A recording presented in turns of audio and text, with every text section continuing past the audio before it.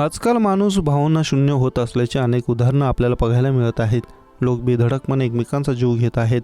मध्य प्रदेशातील उज्जैनमध्ये अशीच एक घटना घडली. प्रेमविवाह केल्याने पतीने आपल्या पत्नीची हत्या केली आणि नंतर स्वतः 7 वर्षांच्या मुलामुळे हे प्रकरण उघडकीस आलं. पोलिसांना माहिती मिळताच ते घटनास्थळी पोहोचले. दोन्ही मृतदेह ताब्यात घेऊन पोस्टमॉर्टमसाठी पाठवण्यात आले.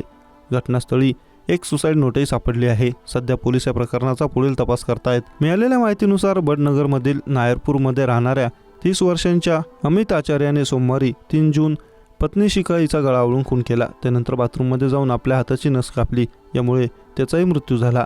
अमितच्या आईने दिलेल्या माहिती 8 वर्षांपूर्वी प्रेमविवाह झाला होता. 1 वर्ष सर्व काही व्यवस्थित होतं. मात्र नंतर दोघांमध्ये भांडणं होऊ लागली. या काळात दोघांना 2 मुलंही झाली.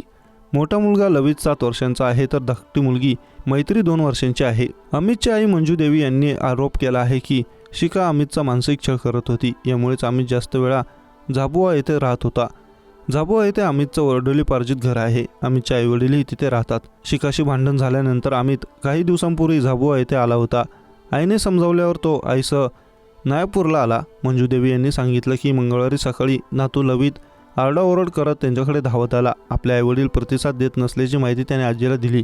मंजू देवी धावत वरच्या मजल्यावरील खोलीत गेल्या तेव्हा सून आणि मुलगा दोघेही मृत झाल्याचं त्यांच्या निदर्शनास आलं. त्यांनी तत्काळ पोलिसांना माहिती दिली.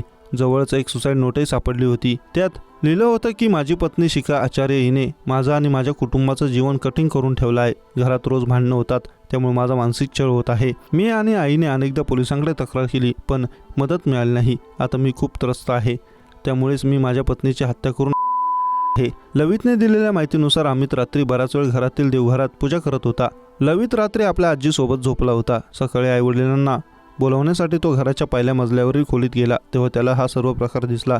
या प्रकरणाची कसून चौकशी करण्यात येत असल्याचं पोलिसांनी सांगितलं.